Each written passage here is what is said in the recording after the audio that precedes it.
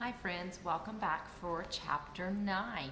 At this point we know enough about Ralph and enough about Keith that if you wanted to write a name acrostic poem for those, you could do that at this time. And if you decide to write a name acrostic poem, let me know and I'd like for you to share that with our class through a Google Meet. We are going to be reading chapter 9 today, and it's going to be called Ralph Takes Command. So right now you might want to start thinking about some of the events that have happened up to this point and start thinking to yourself, why would they title chapter 9 Ralph Takes Command? What is he going to be able to do to take command? It was a sad night for Ralph. A sad and lonely night. If he went back to the mouse hole, his mother was sure to worry him with embarrassing questions about the motorcycle. She would also expect him to help clean up after the family reunion. If he took off his crash helmet, he could squeeze under the door and explore the hall on foot. But he could not bear to part with the helmet. And anyway, he had no desire to travel by foot, where he had once ridden with such noise and speed. Ralph scurried through shadows on the floor to the curtain when he climbed to the windowsill. There he sat, huddled and alone, staring out into the night, listening to the kissing sounds of the bats as they jerked and zigzagged from the eaves of the hotel. Through the pines and back again, around the window the leaves of a Virginia creeper vine shifted in the breeze, and down in the lobby a clock struck midnight. An owl slid silently through the night across the clearing of a parking lot from one pine to another. Ralph could remember a time when he had envied bats and owls with their ability to fly, but that was before he experienced the speed and power of a motorcycle. Early in the morning, the smell of bacon drifting up from the kitchen brought back all Ralph's dreams of the ground floor. It was not long until he was embarrassed to discover that Keith was awake and was lying quietly in bed watching him. "Hi," said Keith. "Oh, hello," Ralph wished he had returned to the mouse hole before dawn. "Well, I guess it's about time for me to go home to bed." Keith sat up. "Don't go yet. Wait until my folks get up." Ralph leaped to the floor. "I didn't think you would want to talk to me after I lost your motorcycle. I may never have a chance to talk to another mouse." Ralph was flattered. It had never occurred to him that a boy would consider talking to a mouse anything special. "What would you like for breakfast?" asked Keith. "You mean we still get room service? After what I did?" "Sure." Keith pulled his knees up under his chin and wrapped his arms around his legs. "You mean you aren't mad at me anymore?" asked Ralph.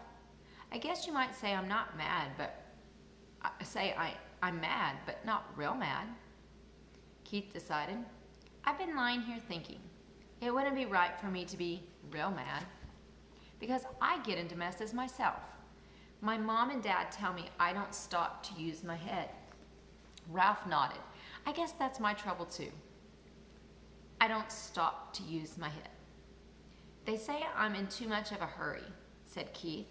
"They say I don't want to take time to learn to do things properly." Ralph nodded again. He understood. If he had waited until he had learned to ride the motorcycle, he would have never ridden off the bedside table in the wastebasket. "I'll never forget the first time I rode a motorcycle with handbrakes," reminisced Keith. "I took right off down a hill. I had always ridden bicycles with foot brakes, and when I got going too fast, I tried to put on foot brakes, only there weren't any." "What happened?" Ralph was fascinated. "By the time I remembered to use the hand brakes, I hit a tree and took an awful spill."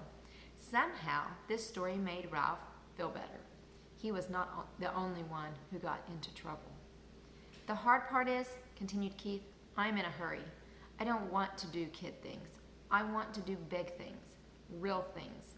I want to grow up." "You look pretty grown up to me," said Ralph. "Maybe to a mouse," conceded Keith, "but I want to look grown up to grown-ups." "So do I," said Ralph with feeling. "I want to grow up and go down to the ground floor. Everybody tells me to be patient," said Keith, "but I don't want to be patient." "Me neither," agreed Ralph. Someone stirred next door in room 216. "Well, I guess I better get running along," said Ralph. "Say about that breakfast." "Sure. What do you want?" "How about some bacon?"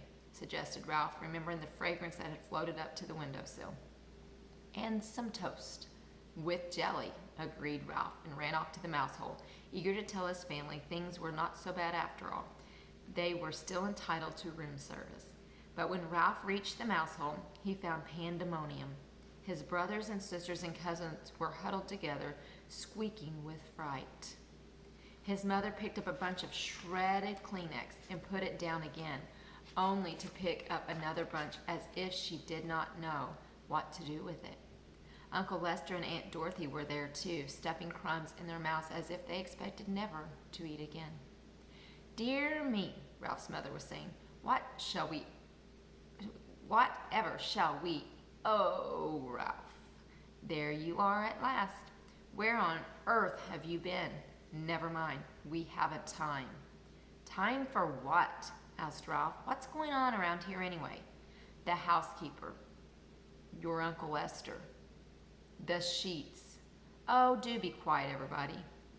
Ralph's mother was so agitated she could not tell her son what was wrong. Uncle Lester swallowed a mouthful of crumbs. "It's like this, Ralph. The housekeeper discovered a hamper full of sheets and towels and pillowcases with holes chewed in them." Oh, thought Ralph. Whatever had happened was all his fault. He might have known. "I heard her telephoning the manager about it from her office," continued Uncle Lester. "The manager came up and called in all the maids and the bellboys, and everyone had to look at the holes chewed in the sheets. It was quite a powwow." "The motorcycle," thought Ralph. "What happened to the motorcycle? There might be a chance it did not go to the laundry after all. You didn't happen to see a motorcycle in the housekeeper's office, did you?" he ventured. "I was listening, not looking out," said Uncle Lester. "I am not foolhardy, like some people around here." "Ralph, you know what this means." His mother managed to pull herself together to say that much. "It means war on mice," said Aunt Dorothy ominously. "It means traps, poison," said Uncle Lester. "Who knows, this time the management might even spend money on an exterminator. We shall have to flee. There's nothing else to do. And if we flee, the owls will get us," said Ralph's mother, causing the brothers and sisters and cousins to set up an awful squeal. "Shh!" The mother mouse fluttered her paws in alarm. "Flee?" Ralph was bewildered. "Flee and leave room service?" "Room service?" exclaimed his mother. "How can we expect room service after you lost that poor boy's motorcycle?"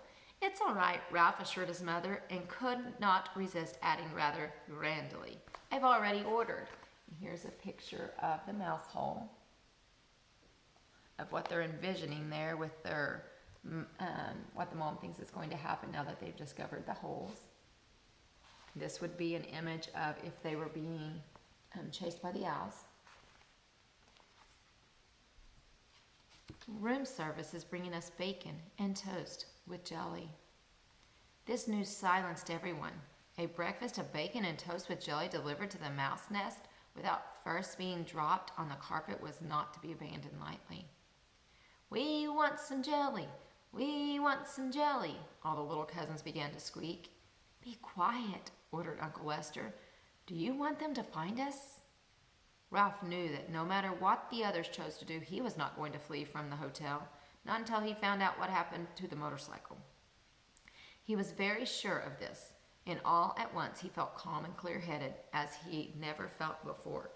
He knew exactly what his family should do. "Be quiet, everybody," Ralph ordered, standing up straight to all his relatives could see him. "I will tell you what we're going to do." "See here, Ralph," interrupted Uncle Lester. "You're pretty young to be giving orders to your elders." "Now, Lester," said Aunt Dorothy, "let's listen to Ralph. After all, he has our food brought up by room service. No one else in the history of this family has managed that." This silenced Uncle Lester, and Ralph was allowed to continue. "What we should do is keep quiet for a few days." Here he looked down at his little cousins, who for once in their lives were not squeaking. "I will arrange for room service to bring our meals, so we won't have to go scrabbling around in the woodwork or scrounging around in the rooms. That way we won't be tempted to taste any poison food or go near any traps, and if the management doesn't see or hear any of us for a few days, they will forget about us. They always do." "Now, just a minute," said Uncle Lester. "This boy won't be here long. You know how it is with people here today and gone tomorrow." Ralph had the answer. "This is only Sunday. He will be here until Tuesday because Monday is the 4th of July, and his father says he won't drive in holiday weekend traffic.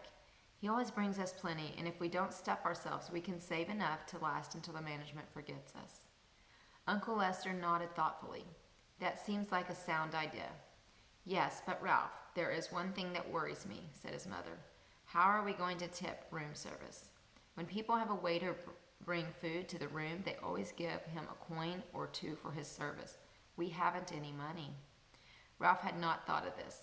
If we are going to continue to accept room service, we must do the right thing, insisted his mother. Don't worry. I'll think of something, promised Ralph in the grand way he had acquired since he had ordered a meal sent up to the mouse nest. So that's the end of chapter 9, and you see now why they titled it Ralph Takes Command, because he has some wise ideas of things for them to do, for them to keep safe and to hide from management. So now that leaves us wondering what will be next for Ralph's family and what will be next for Keith.